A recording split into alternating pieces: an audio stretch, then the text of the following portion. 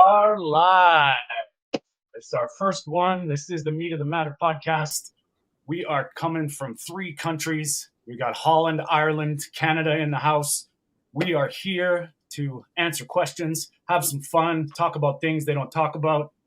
This is the place where we meet and you matter. And we're going to spare the subtleties. We're going to spare all the intros and all the good stuff and get right into it. And, you know, Mark and Peter, we have a problem on our hands, and it's an epidemic. And we're going to talk some hormones today, specifically Absolutely. Female hormones. And you know what?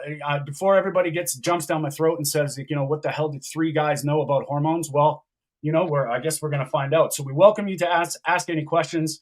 We are here to discuss some stuff that they don't talk about. So, Mark, there's a problem out there. What's going on right now? There's a major problem out there at the moment, and it's all to do with our food system and too many fake influencers on social media. That's the problem.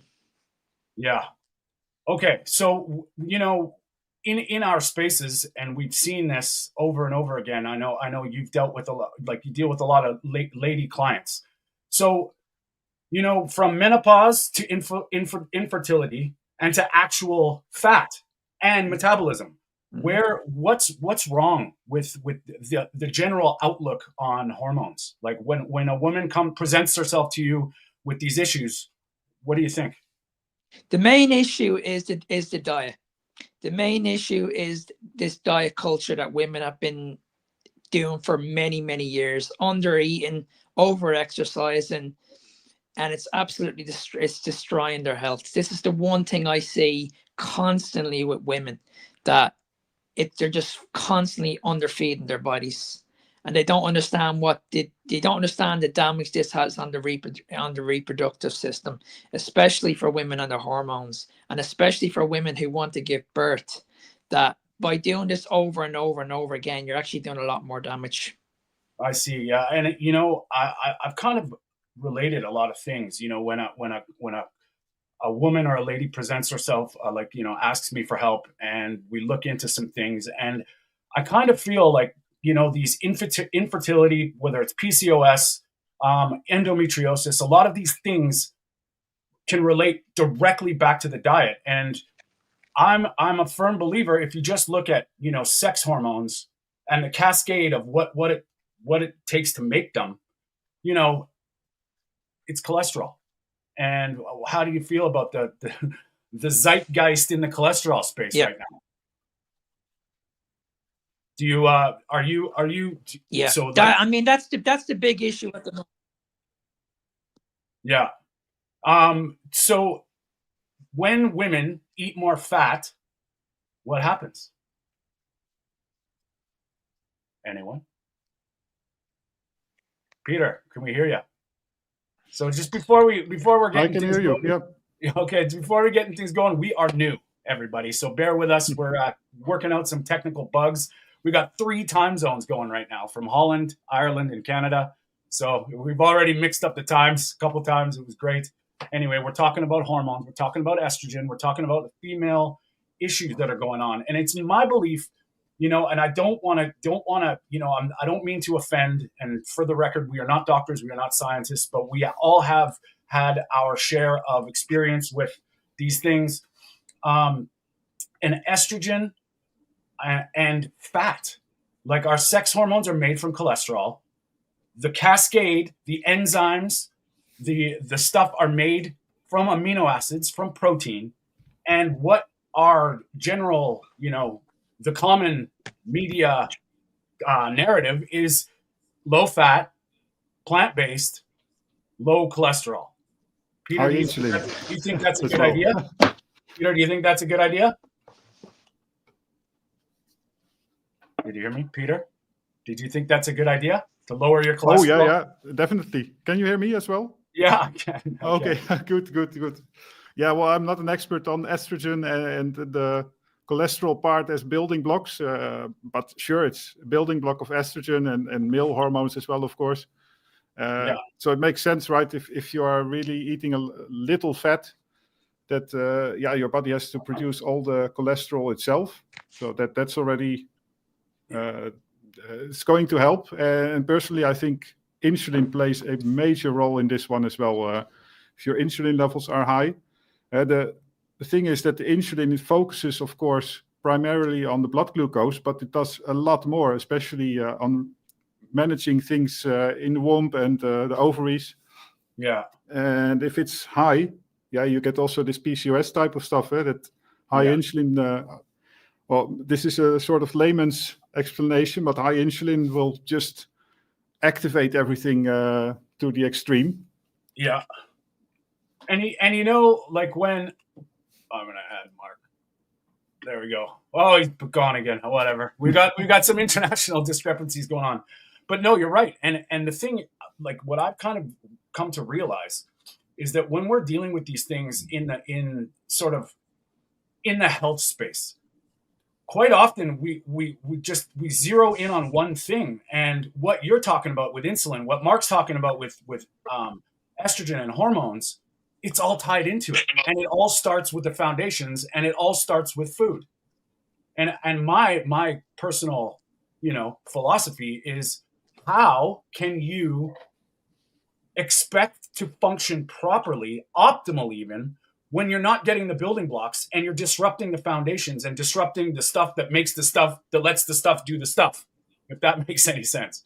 Mark, when women come to you, what's the hardest thing to relate to them, to what to do?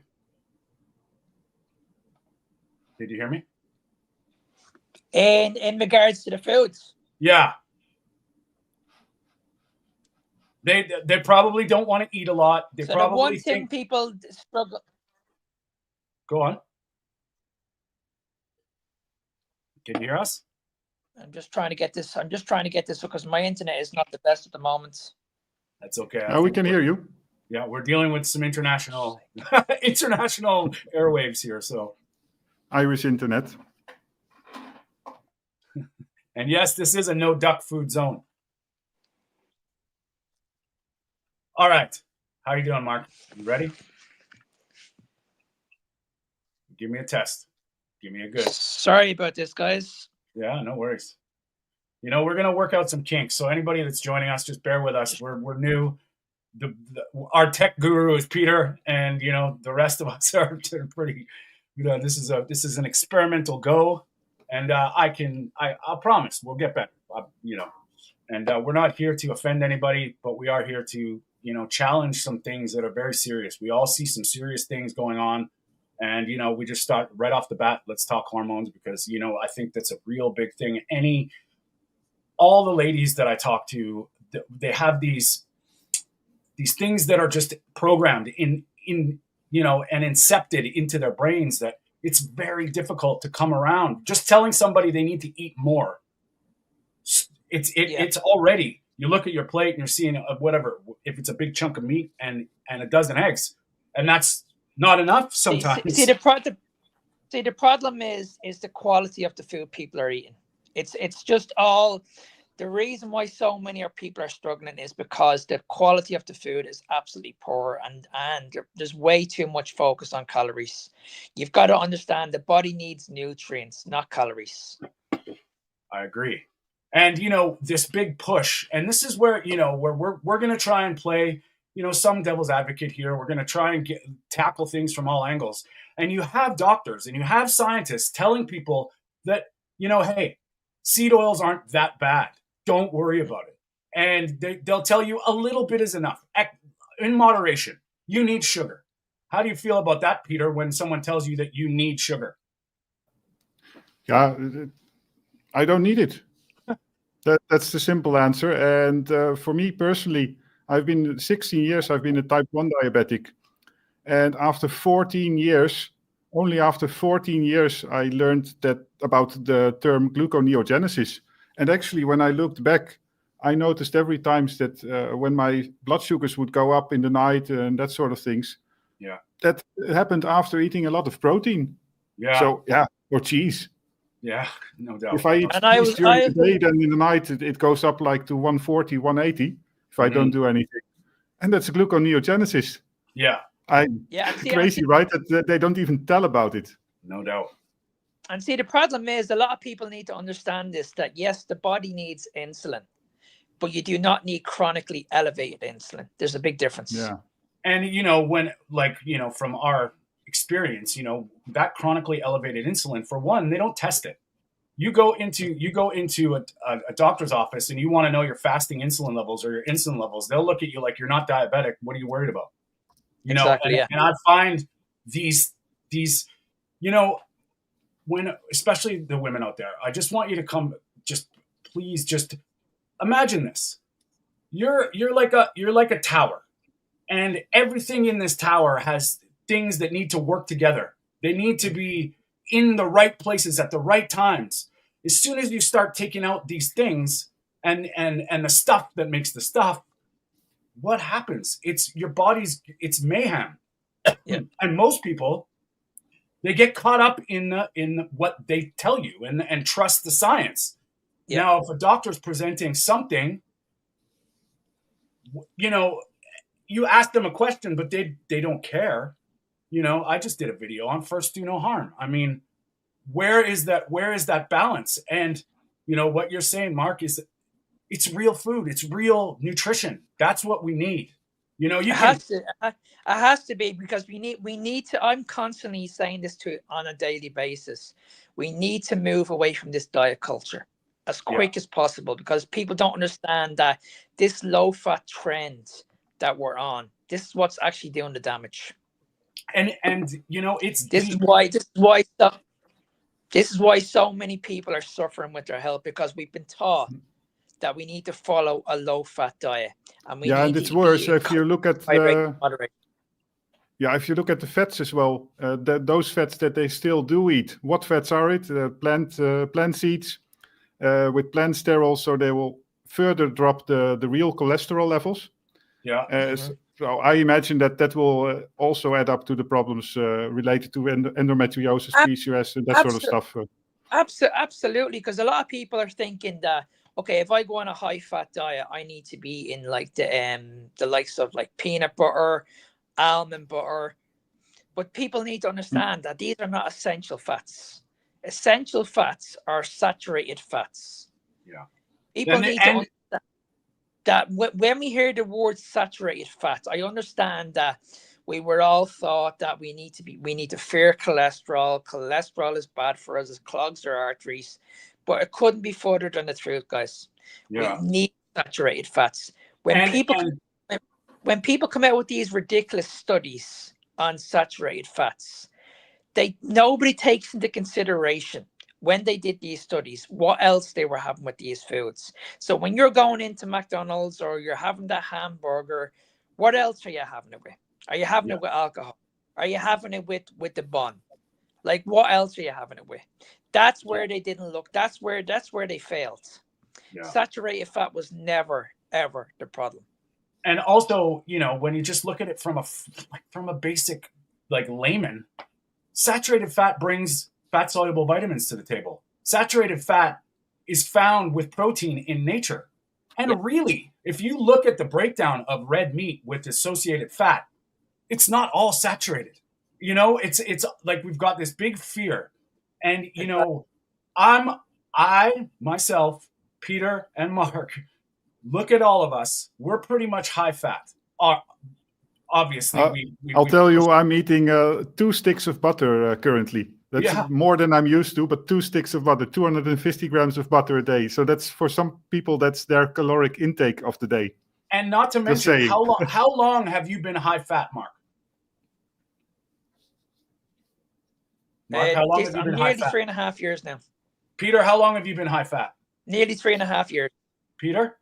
Yeah, definitely 1 or 1.5 years. And I already started from keto, which was high fat, and then I went to carnivore. I've been high fat for almost 5 years.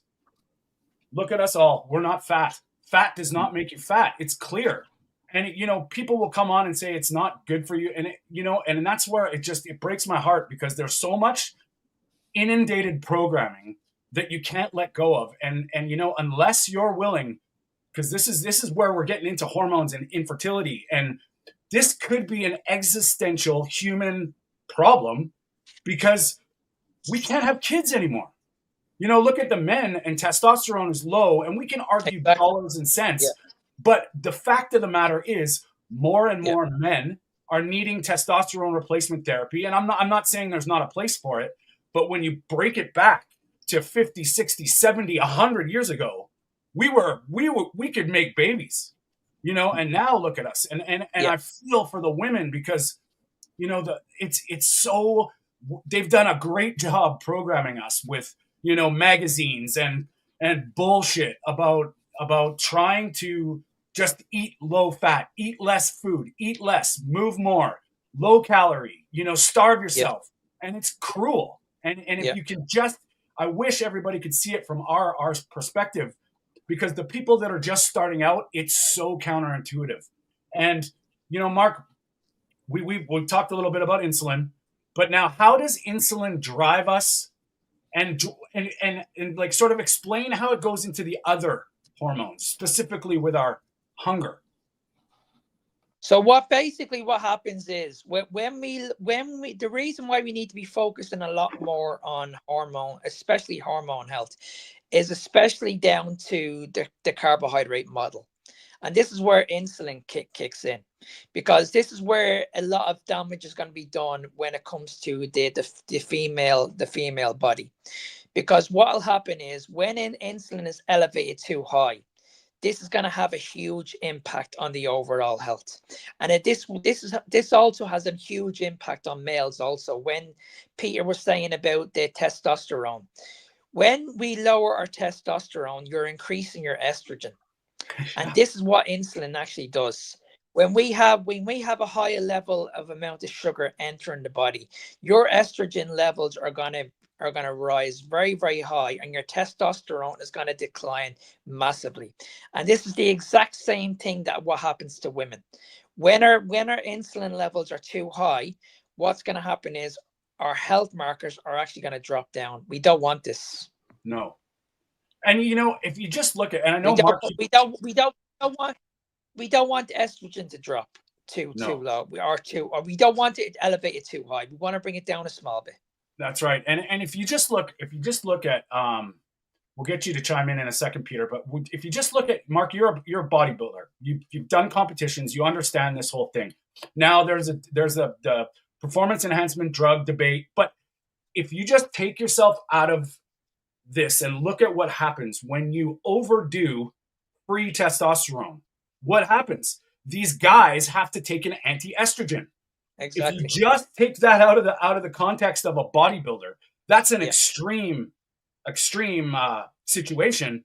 Yeah. But what do you think's happening to our bodies when, especially if these enzymes and these peptides don't get the protein required to make them? And insulin is a peptide hormone. So absolutely. 100%. So all of these things can chase back on their own tails. And when I'm helping women, it's important to realize that it's the foundations. And it's, yes, Rick's got it right there. The heart attack diet. I would argue everybody should be trying to get a heart attack the Rick way, and you'd be better off. You're going to feel better. And Peter, what do you notice with insulin, specifically being a type 1 diabetic? Because for all those that don't know, Peter needs to know this stuff because insulin is paramount to his health. So he has a great perspective. And yes, he's been a carnivore for multiple years. So he's done it. So if you're type 1 diabetic or a type 1 diabetic, reach out to him, because you know what? He's living proof that this can be done.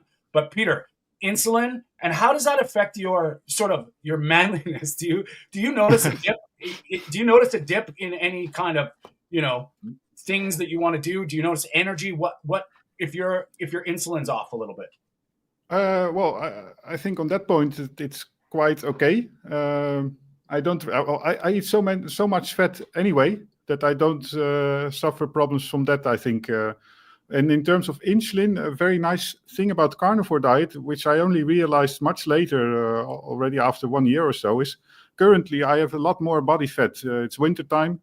I'm no longer cycling like I did the past 1.5 years. And of course, I will gain a little bit of weight. But first of all, my arms are still there's some base level of muscles.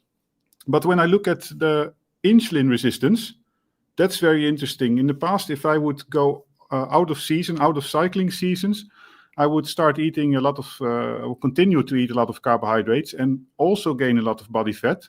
But my insulin resistance would change a lot. And in daily life, I would be injecting a lot of more insulin. And now actually, whether I am cycling a lot, whether I'm weightlifting or not, or whether I'm in the winter season with at least a few percentage of body fat more, the insulin resistance is the same. I still use about 20 or 25 units of insulin per day, which for a guy of 200 pounds, about more or less, that's quite okay.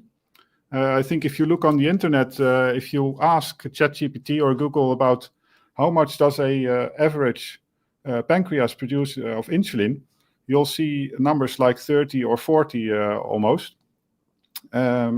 But also, the 25, that's just a nice number. And what you also see is what is healthy for a type 1 diabetic is basically healthy for a regular person. So there's we have to do it, but there's a lot of segue. If we don't do it, then our glucose goes all the way. Yeah, it's just, when it's kind of, like I will get your thoughts on this in a second, Mark, but when you eat a proper human species-specific diet, it is that across the board. It doesn't matter if you're 5. It doesn't matter if you're 80. We have a diet. People, we can argue what it is. We can argue what's optimal, but what's optimal is the species-specific diet. That's clear. And, we can get into the weeds anytime about the distractions and the processed food-driven addiction and all that stuff. But I want to tie it back in because I know, Mark, you have a lot to say about this. And that's, and we're not here to just sugarcoat everything, no pun intended. We're here to get into the weeds. And I want to talk about Ozempic. And Mark, I know you've done a lot of material addressing this serious issue. And I just saw a headline the other day saying, these people are having some issues. Tell me your thoughts. I want you to just unleash on this Ozempic craze, this nonsense. Okay, so the biggest factor I have with this is the GLP-1 that people constantly go on about. But people need to understand that your gut produces all the GLP-1 that you need. When we look at the majority of people in the world at the moment that are suffering with obesity, all we're hearing from our medical system at the moment is this is a medical problem. The reason why you're obese is because it's a medical problem. It's genetic. There's nothing we can do about it. Absolute horseshit. I'm going to explain this to people, so make sure you guys, you really, really listen to this. When we look at Ozempic, when people take it, it shuts off that hunger hormone. That's what it does. It stops you guys from eating. Now, you need to understand this. You need to understand what is causing the problem. So this is where we need to focus on our hormones. This is where the likes of ghrelin, your insulin, leptin, these all need to be taken into consideration. Now, if we focus on our hunger, which is our leptin hormone, if we eat the foods that keep our leptin high and keep our insulin low, you are going to be able to control your hunger very, very quickly. So those people that are suffering with food noise at the moment, and you're finding that you cannot stop eating no matter what you do, and you feel like there's something wrong with you. Guys, there's nothing wrong with you. And the last thing that you need is a fucking injection for the rest of your life. You need to also consider the price that people pay for these injections on a month-to-month basis. These injections are going for nearly $400 a month. Absolutely crazy. Yeah. It really is crazy. All of this can be avoided through a proper human diet. I agree 100%. And I just wanted to address the comments there. Guys, we're just new. We're trying to figure it out. Peter's on the bottom. We're gonna get to the comments and stuff when we can, and I love it, Mark. But Mark, you're absolutely right, and it's gone to absolute madness, and it's in my kind of opinion. All right, on. Peter's showing us stuff. In my opinion, I honestly do believe it's on purpose, and it's driven to play with our heartstrings and play with our, we're the sheep getting herded right now, and it's really really tough, and it's a hard pill to swallow, that red pill. Once you see it, you can't unsee it, and that's, I think all three of us, our messages are trying to just get people aware and come out of the clouds. There's some sunshine. I can't stand by and watch people do this. I just can't. I need to keep spreading the word. I need to keep telling people, like, listen, you don't need to go down this route. This is the last thing you should be doing. I promise you, this is not a medical problem. Yeah, and if you just trust Charger Mopar, trust Rick, the 40-year carnivore, eat more fat, get thinner. I think that's pretty much it, right? That's true. It is. At the end of the day, when we look at, it's very, very simple. The way I see it is, we have 2 macronutrients that are essential. If you look at the macronutrient that's not essential, I don't care what fitness influencer says different. Carbohydrate is a non-essential macronutrient. The body does not need any carbohydrate whatsoever. And when I hear people talk about, but hang on a second, what about glucose? Your body needs glucose. Your brain needs glucose. Guys, this is where people don't understand this. Yes, your body needs glucose, but your body produces all the glucose it needs through the liver.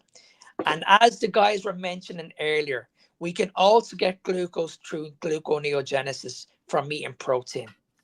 Yeah. Okay, so protein is where we can convert the sugar, so we can get all the sugar that we need. Your body produces all the sugar that we need also. When we look at fats, we need to understand this also. There are 2 energy sources. We can get energy from fats and we can get energy from carbohydrates. Now, the problem with a lot of people at the moment, a lot of people are suffering with insulin resistance. A lot of people out there are suffering with chronic disease.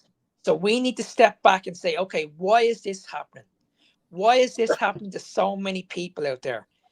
This is where we need to look at our food system. We need to look at where those mistakes are happening.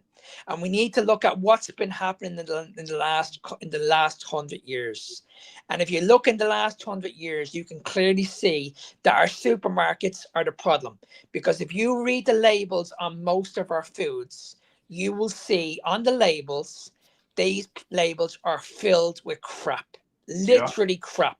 You only need to look at basically now to what happened, say, years ago. There was very, very few ingredients on labels, whereas now you could have nearly 50 ingredients on one food.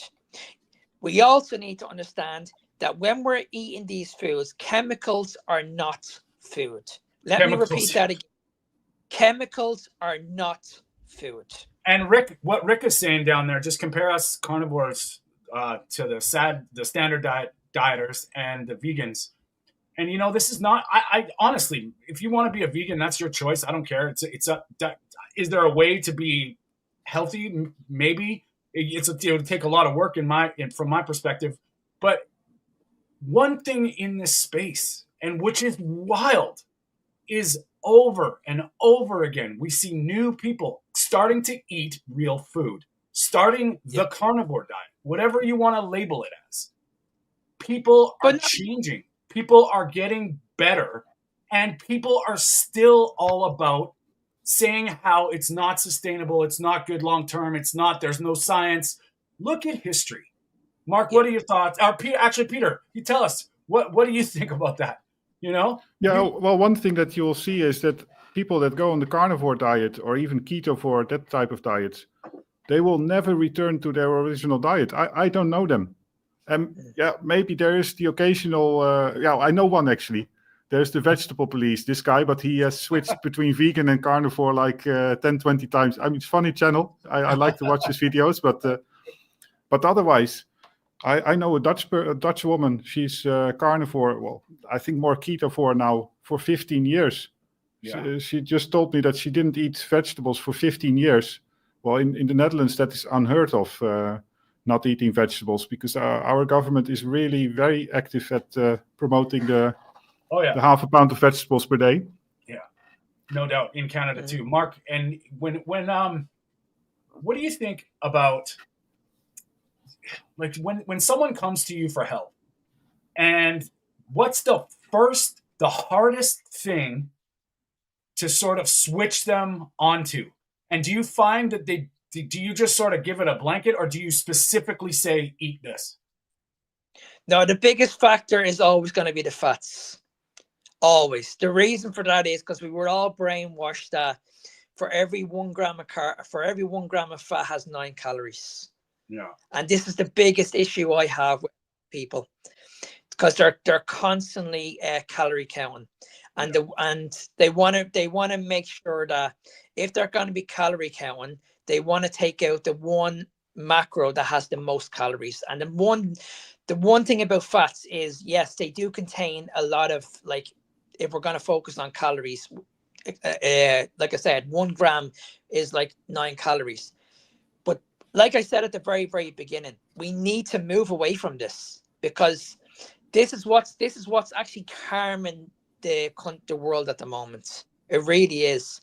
We need to move away from this term of, okay, too many fats is too many calories.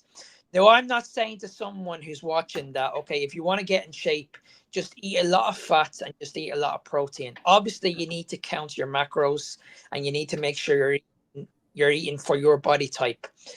But I've seen with a lot of people, it depends really. I've seen with men do really, really well on a higher fat diet, and I see women mostly do well on a high protein diet. But the biggest factor I see from both male and female is just that if I eat too. We lost them. Well, you know what, Rick? To be honest with you, none of the foods that I buy have an ingredient list either. I think that's a great rule of thumb. I think, just, man, put two things together. Put one ingredients together. You have a stew, a salad, or a soup. Really, I mean, I'll give up the salads. Like, it's a waste of my time. But, and it's already bad enough if you buy eggs. I mean, they don't have an ingredient list, but if you think about it, if I buy the wrong eggs, I get stuff on my face. My stomach reacts. There are ingredients in those as well. But I mean, I think we can get into that too, because, like, sorry, Mark, we lost you, but he's back. He's back, ladies and gentlemen. But what we can talk about with ingredients. Now we're going to get into some of the things. That's right. Process, you're a scavenger in the concrete jungle, no doubt. But what Peter was sort of brushing on there is quality. And I think quality matters. And quality is kind of next level when we deal with, okay, this has this in such a food, but where did it come from? How did it get there? What have they done to it? And I think that's something that's really, really overlooked, because all things aren't created equal. We in the carnivore space, we just have to look at the farm. You know what I mean? You go to grass-fed, grass-finished, or grass-fed, grain-finished, corn-finished, there's different tastes, there's different qualities. You'll have different reactions, and it's possible. And I've done the same thing. Like, I have a certain farm that I get eggs from, and I find I feel better. And that is kind of a lost. It's something that people don't really understand, is when you dial back your diet to specifically what you need and how you're feeling and watching your body signals. As soon as you change things up, you start to notice. I can tell how my body feels after different pigs. I can tell if I eat shitty chicken. I can tell with eggs. And it's very subtle. But at first I thought I was like, is this, but you know what? When you start guiding yourself into the intuition side, and it is a jungle out there, Richard. It is a jungle, because, we're stuck doing the best we can. And I mean, sometimes, is it optimal? No, but you got to get through with what you can do. Now, when we're all, it's I don't want to start preaching, because that's not what we're all about. And we really do appreciate the comments, and thanks for guys for hanging out. We are going to do this every Sunday. We're going to get into some stuff And just before we get a little bit further, I just want to say we came up with this idea in a matter of weeks. I was thinking every month. Mark was like, "Let's do it twice a week, baby," and it was like, "Okay, we're on." And I think we all bring a very unique style and a unique way about this space. And one thing, it's we'll get into this. I think this will be a good thing to get into. Is you notice how carnivores, people in the ketovore, low carb, people are just nicer. Do you guys notice that? 100%. And this is the reason why I love having these conversations with you guys, because in my country, we don't talk about carnivore. We don't talk about keto, because when I talk about it, people think that I'm going to kill people. You know what I mean? And it's very, very frustrating for me that I live in a country where I can't have a conversation about this to anybody. Yeah. So when I meet you guys on TikTok and I'm meeting other carnivores out there, it's amazing, because not only am I learning from you guys, but that the community is unbelievable. We all want people to do well. I love hearing people's success stories. You know, I mean, I love hearing people's when they come off, like when they reverse their diabetes, they reverse their mental health. It's just, when you hear these stories, it's just life changing. It's magic. And I just wish, and I really do hope that there are more people out there that are going to do the exact same thing that we're doing, because I just think we need to get the voice. We just need to get that message out there and just keep on growing this community, because I just feel we are grown. I think eventually we will take over, and I can see now people are starting to listen. Yeah. I mean, and Rick, I'll join you. I'll come and see you on Saturdays, brother. I've been off YouTube because I've been, Mark and Peter, you guys, just a quick aside, you guys have inspired me to get back on track and spread the message, because I was feeling a little lost, and not to mention my country, our laws and our government right now is going through, it's crazy. It's nuts.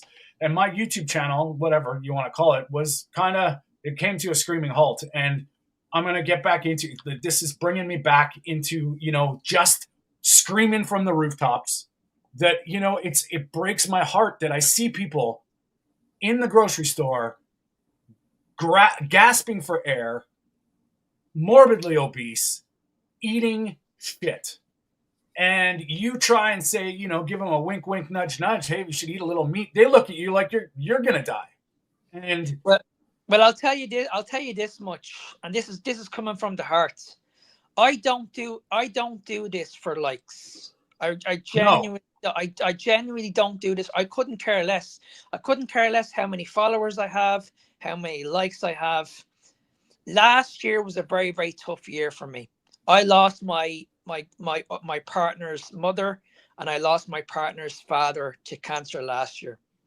And the reason why I'm so passionate about this is because I don't want anybody else to suffer.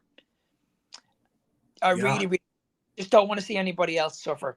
The information that I got when these two people were on their deathbed was absolutely horrendous. Horrendous. All I kept on hearing was, we just give them more medication. We just keep giving them more medication. We just keep on giving them a poor diet. Just because I haven't got a PhD or I'm a doctor does not mean you should not listen to me. And I'm determined. I am absolutely determined for those people that are not listening to me. You will eventually, because I'm not going to give up. I'm going to make every single day. I don't care. Every single day, I'm going to do a passionate video, and I'm going to keep doing it. I'm going to keep doing it until these people listen. And we're going to do a little thought experiment here. We're going to switch the dial, because what you're saying, Mark, is true. And like we can look at it from a proper human diet perspective. We can look at it from a whatever diet you want to do. What would happen if for 1 month, this is, I'm gonna start with you, Peter. So here we go. One month, the world goes low carb, ketovore, carnivore. Peter, what do you think would happen? The world. Yeah, I would even say actually if they go medium carb or even below just 100 grams of carbohydrates, if you solve all those issues, I think actually the government should know, that's maybe the most important thing, the billions of dollars or euros that go through medical industry. And I always say that where money flows, there's the pollution. So if you want to solve climate change, if you want to improve the environment, improve the health of the people, because you'll be putting like a few percentage of emissions. Let's say that I think it's 5 or 6% the emissions you get from cattle, and that's nothing, of course, if you compare it with all the money that flows through medical industry. Yeah. I'm convinced that it's more than just a few percent, and all the energy and the efficiency that you get back from those people that are healthy again, that can work, let's say, they can help with building all those windmills and solar panels or whatever, or put themselves to use, be healthy again, happy. And of course, besides that's lead happy lives. Just think about it. If everybody on the planet started reversing disease, specifically lifestyle diseases that they don't know what causes it, but we clearly know what does, and it all went like for 1 month, everybody did World Carnivore Month for or low carb, whatever. Mark, what do you think would happen? I firmly believe if we all went low carb, our hospitals wouldn't be as busy. Definitely. That's just my honest opinion. And someone mentioned this, and I think it was what's his name? It was a chef, Pete Evans. I think he's been a paleo keto guy for a long time, and I think he's Australian, and he's been like sort of excommunicated, but he's coming back with like he's right. I mean, I honestly think that, but he kind of said this in an interview where imagine all the pharmaceutical companies within a month would dip in their profits. Yeah. All the hospitals, all the medical bills would dip within a month. And we're talking lifestyle stuff. Yeah. We've all seen it instantly. People, it happens to people. Sleep apnea resolved in less than a week. I mean, I'm not saying it will. But people need to be asking this. When's the stop? Why do we have to pay for our health? Why do we have to pay to improve our health? Why? I don't understand why we have to pay out thousands and thousands and thousands every single year to look after our health when we can do it all through diet. Now, I'm not saying it works for all cases, but I can guarantee you for about 95% of the world, it will actually work. Yeah. And, it's just, it's, and you're right, Rick, like, you are the enemy, you're public enemy number one for sure, because if you just get your head out of your ass and see that you are being driven for profit and debt. Simple. Everything you buy, there's a purpose. It's not for your health. They want you to be part of the train. They want you to get there. And it's the hardest thing in the world when I talk to people at my clinic and we're talking about all sorts of addiction and problems, chronic pain. I say, what's your diet like? They say, oh, I eat healthy. And then I say, well, what's healthy? And they say, this or that or this or that. Balanced diet. And that's always what you hear. I'm like, how can I, this guy, tell you that oatmeal may and probably is harming you, if not disrupting the nutrition that you're providing with all the other stuff that you think is healthy. Exactly. And you know what? I only put up a post on Instagram the other day. I took on a client there back in November. This woman had major mental health issues. Major mental health issues. She was on the verge a few times of ending her life. And she's been taking antidepressants for 12 years. I mean, take that in for a second. 12 years this woman took antidepressants. She sent me a message there last week and said to me that her medication is as low as 2 pills a day now. 2. And I was like, I can guarantee you we're not going to stop from here. I'm going to make sure you're off these altogether. But Yeah. when I hear stories like that, 12 years you've been on antidepressants. I mean, That's power, man. someone out there needs to explain. Someone out there needs to explain this to me. It's horrendous. It's absolutely And horrendous. I just want to come across that and say, guys, we are not recommending you take yourself off medication. We are saying, actually, the most important thing is realizing you want to come off medication. And that is the catalyst to spark your own thing. And we do not suggest you do anything without your physician's supervision. Yeah, especially with type 1 diabetes. I always say it, and I was actually, I have a story about this, but I always tell that at least you can reduce the need of insulin by diet and lifestyle, but you should never do it the other way around, reduce your insulin. And some diabetics do it. It's a nice trick. Yeah. You reduce insulin or almost to zero even, and you will lose a lot of weight because you will go into this ketoacidosis. Yeah. You should never do that. But coming back to the medication story, this year, and I'm going to do an injection right now because that is gluconeogenesis in practice. Because when you're in a life, I'm a bit more active. My brain is working. If I would be nervous, even worse, then I would have to inject even more insulin because the gluconeogenesis spike, the cortisol spike, would be even higher. We got a live injection. Now I'm controlling it. I'm controlling it, but just to say that this vial here is like 3 milliliters. Mm-hmm. It's tiny, but a type 2 diabetic will use maybe a tenfold of this a month or so. For me, this is like half a month of supply, and the type 2 diabetic sometimes even uses one such a vial in a day.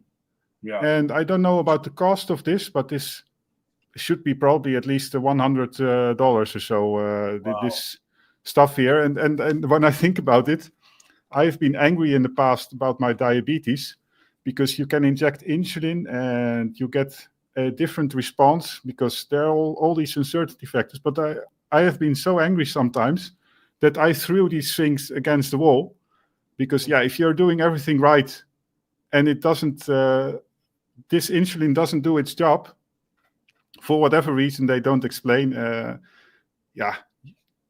you get mad. Yeah, fair enough. So I have thrown some expensive stuff against the wall. I'm not proud of it, but that's part of let's say being chronically diseased. Peter didn't have a steak that day. He didn't have a steak that day. No, that's for sure. Stop eating pork chops, man. Get back on the beef, buddy. Yeah. So that, and just further, like we've clearly stated, we're not doctors. I was pre-diabetic. I'm not anymore. And people say, well, you're lucky. It's your genetics. It's not. Look online. Look at anybody who is worth their weight in exploration into this space. Type 2 diabetes is reversible. Mm-hmm. It's clear. 5 years ago, they'd be talking about, the worst thing, you're going to amputate your legs. Talk to Gary Fettke. Look at his story. And yes, lambs. I was happy when I found carnivore. Oh, and we're sorry to hear that. Oh man, I feel you. Well, yes. Then the problem is brainwashing people, and that's, if there's a message that we can project, is you got to take it in your own hands. Become your own N of one. And, if something really, really bothers you, if Mark said something and it irks you, dig into it. Learn about it. Challenge him. Because every day I see Mark's videos and he is stating facts. He's bringing the rain. He's like, I'm sick and tired of people spouting off the same garbage. And here's the thing. What is 30 days? What is 90 days? In decades of your life, just to try. Because I know from my perspective, and I know from these guys, when you feel it, you know it. And what I suggest to people is, don't worry about the things you're going to be missing out on. Look at all the stuff that's going to come, because you will change.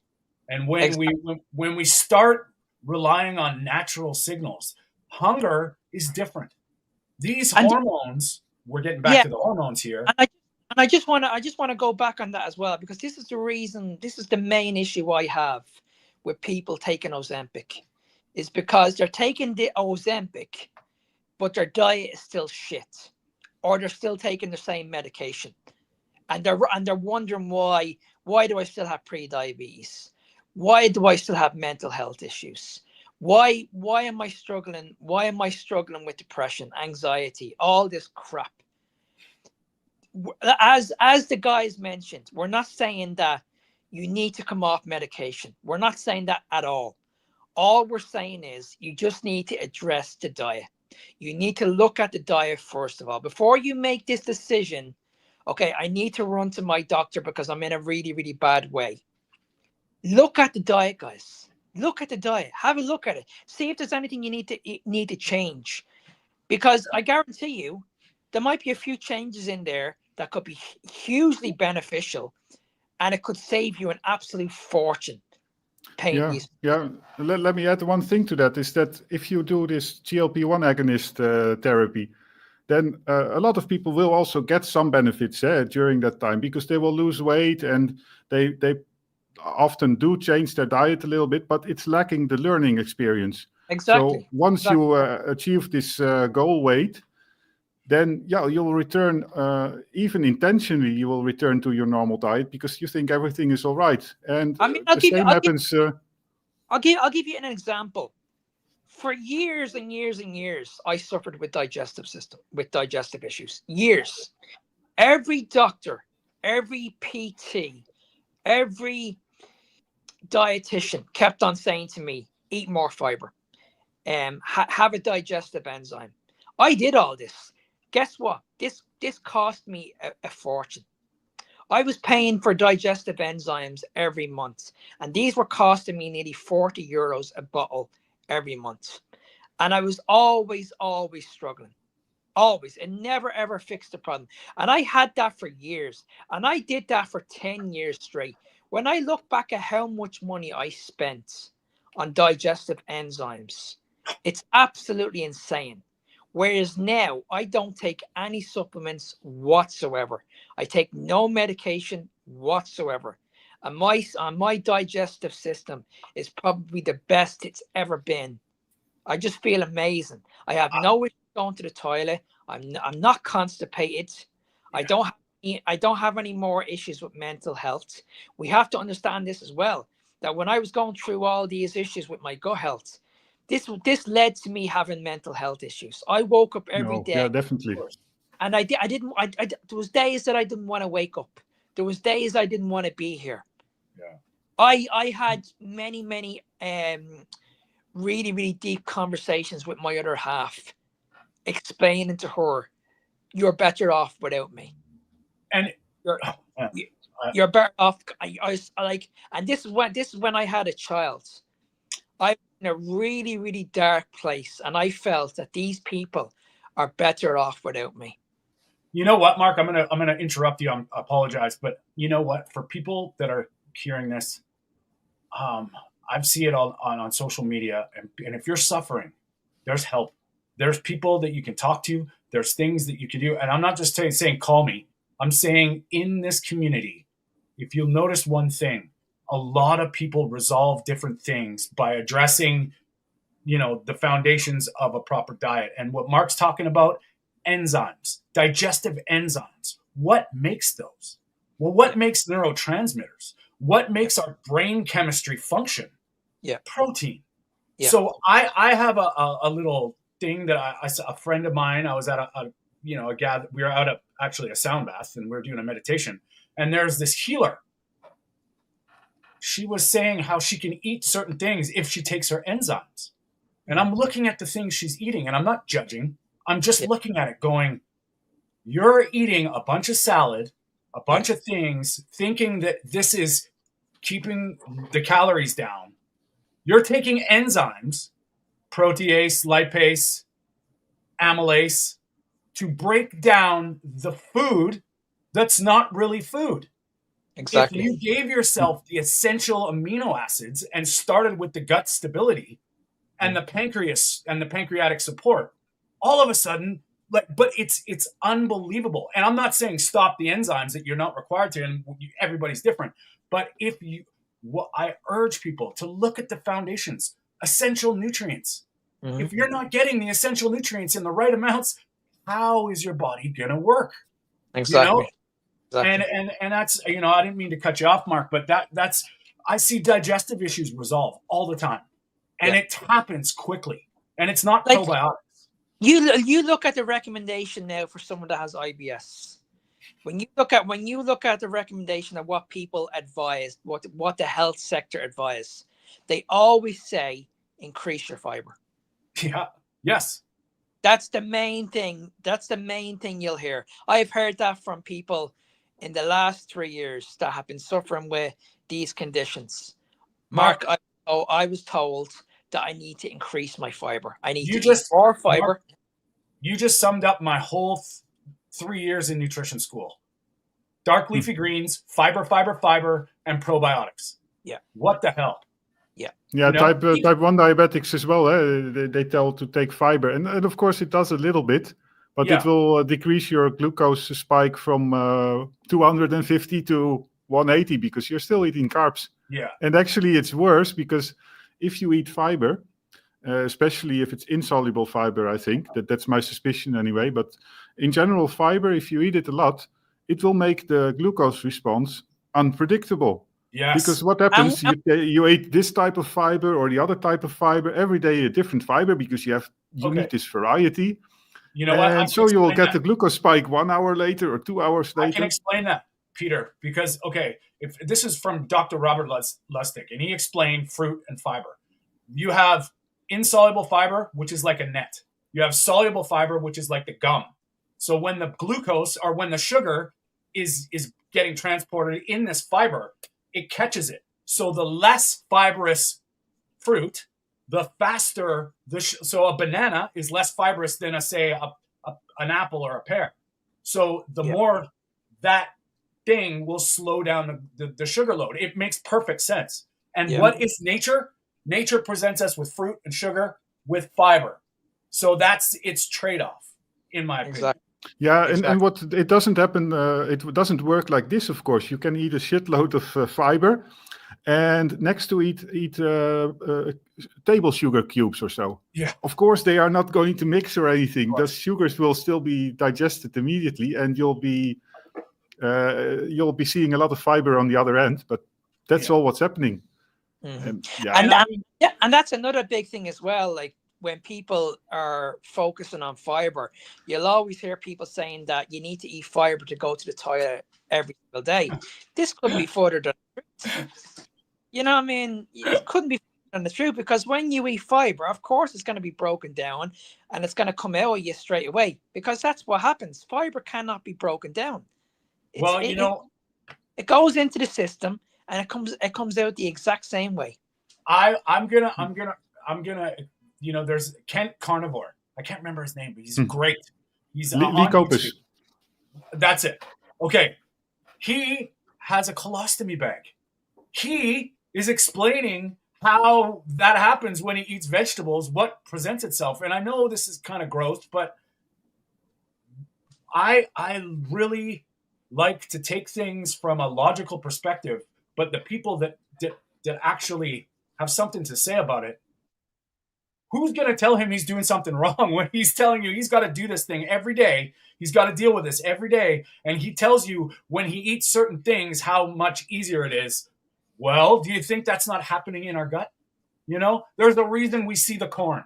There's a reason, you know what I mean? It's because it's just dragging through your bowels. And if you're not, I'm sorry to be a broken record and go back to the essential nutrients. If your gut is not built properly, that dragging corn and wheat oatmeal through it is causing nothing but problems. Exactly. And instead of cutting out the stuff that caused the stuff, they tell you to eat less of the stuff that heals the stuff. Exactly. Right? Exactly. Yeah. And if anybody doesn't agree with me, well, do that experiment and we'll see how you feel. After a little bit of an adjustment, because we all get that carnivore holy shit, that happens. Once you get past that, see how gentle it is on your bowels. And just let's be clear that we are not saying that fibers are bad. I mean, and especially me personally, I think that if it are the soluble fibers, especially, they are not necessarily problematic. I eat one avocado actually since a few weeks every day. We're talking, like, to be honest with you, I'm talking about, just funny how it all ties into this: corn, wheat, soy, oatmeal, all the refined grains that are just not. There's not really any place for them, you know. And people can say, "Oh, I like it. I don't want to give up bread." Yeah, but it's not bread anymore. Like, these are so far removed from history, and now with, you know, we can go. This is for next week. But we can go into Monsanto and Bayer and what they've done to our food supply. It's not the same anymore. For one thing about the fiber. Sorry. Go ahead, Mark. I'm going to mention, like Tony, what Tony mentioned earlier on about, like, my biggest weakness years ago was oatmeal. I would eat oatmeal with everything. I'd have protein oats. I'd have fruit oats. I used to have these shakes, and I'd always put oats into them. And I was always told, just eat your oats. They're extremely healthy, because I wasn't a big vegetable eater. I'd only eat like a couple of vegetables a day, very, very little.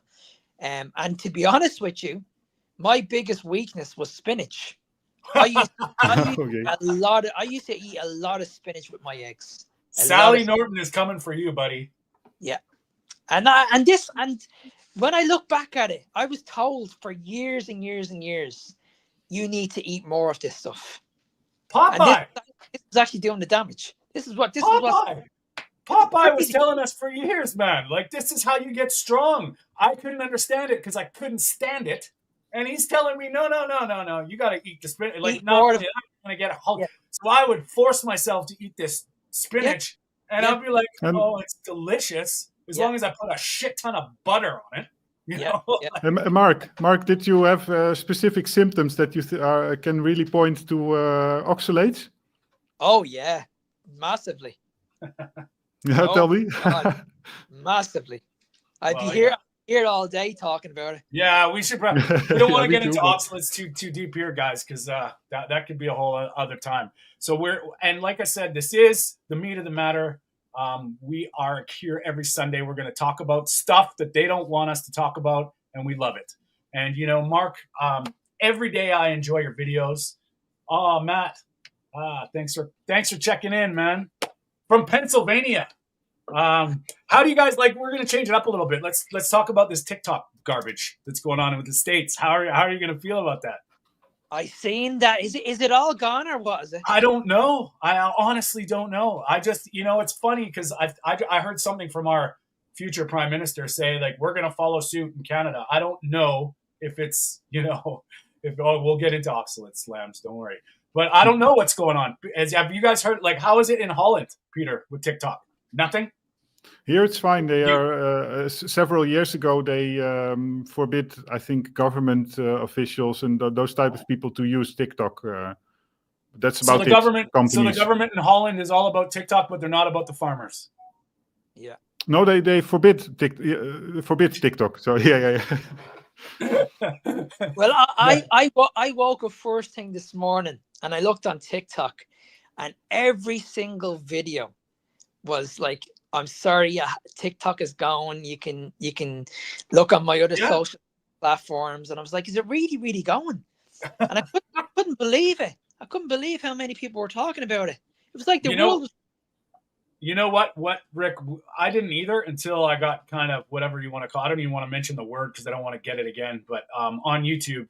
So I jumped on TikTok, and that's how I met these guys, which was really cool because, you know, we kind of hit it off right away. And, you know, and I will say the carnivore, low carb, keto, real human food culture community on TikTok is fantastic.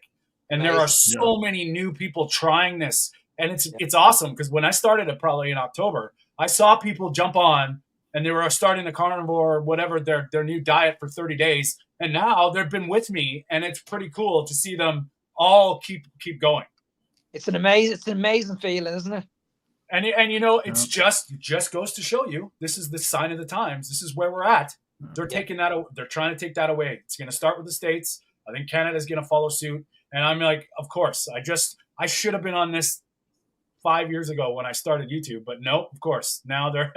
But I mean, it's the same for type 1 diabetes community on YouTube. I mean, there do exist some channels, but the real community, I find it hard to find on YouTube anyway. But TikTok, it's huge.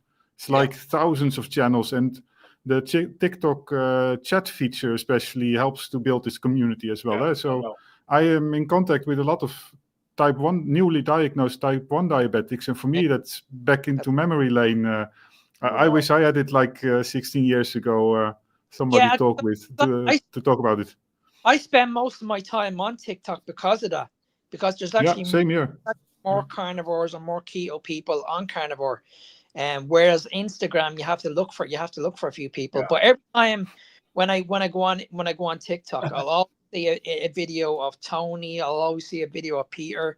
I'll always see somebody talking about carnivore, and it's just amazing because these people are just speaking sense straight away. And you know what I kind of I'm trying to do, what I try and do is I don't want to be the broken record either, as far as, I love that you're different styles. Peter, you're showing things like that you got this, this kind of charming way of presenting your stuff. And Mark, I love the hitting home. And, it's really cool to see the different personalities shine through. And just for everybody listening, watching, whatever you're doing, when you see this, we're just trying to get things out there, and we appreciate you. And, I think we're starting with 12 today, boys. I love it. But you know what? We just want to create a space where you can come, ask questions, be part of it. And we're learning. We're, all of us, we're not exactly tech gurus. So if there's any producers out there that want to come and help us out, spread the message, by all means, we could use all the help we can get, because this was the inception of the Meat of the Matter podcast was literally a week and a half ago. And Mark was like, and this is what we decided to do, guys. All three of us decided to do this a couple of days ago. Because we just feel we have a voice. And we feel we have a lot to offer.